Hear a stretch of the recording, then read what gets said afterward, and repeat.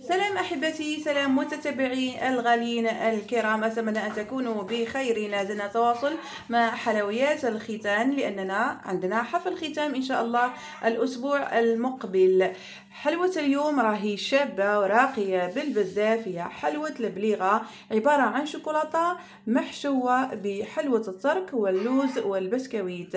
قوة في البنة، لذيذة جدا. بدون إطالة نتفضل إلى طريقة تحضير هذه الحلوى اللذيذة. تفضلوا مباشرة مع سارة حنين. مقادير هذه الحلوى اللذيذة والراقية هي كالتالي: عندنا هنايا كيلو البسكويت مطحون، وعندي كيلو إلا ربع لوز مطحون، وحلوة الترك الشامية أحسن نوعية، وعندنا هنا ليكيد كابريس كراميل. نبداو بسم الله. من البسكويت اختاروا النوعية الجيدة باش تجيكم هاد الحلوى اللذيذة. هذا مكونات كامل: حلوة الترك،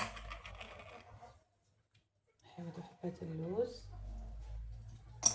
انا دائما نستعمل هنا حلوة الترك الشامية افضل، هي لاميغ عندي، عندي هذه حلوة الترك الشامية. الباقيين كما شهرزاد بقيت هنا الاصليه هي الشاميه. انا ما نديروهاش كامل، مجيناش حلوه بزاف.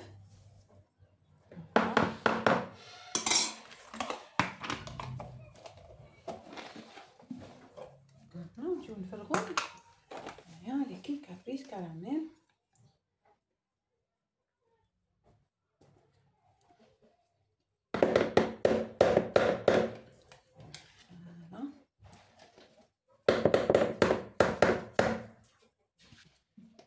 راهي تعلق بزاف الكابريس، هي راهي متعبه في العمل.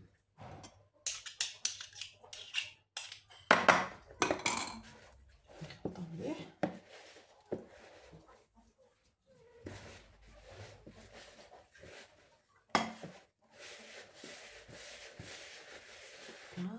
نديروها ناشفه، ما نديروها مطلوقه بزاف. المهم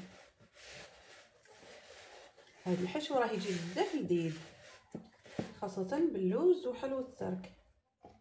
من البسكوت هذا هايل، راهي تلايمت معايا مليح، جايه طريه. وهنا ضعت الشوكولا بعد ما ذوبتها في حمام مائي، شوكولا سوداء بالحليب. شغلة الوجدان هي المخيره، يعني انا استعملت هذه النوعيه، راهي مليحه بزاف. وخليتها جنت هذا المول البليغه كما تشوفوا. هذه يقولوا له مول البليغات، مول بزاف شباب وراقي، مناسب بزاف للختان. نجيب هكا ناخذو الحشو بسم الله هكا ونعمرو.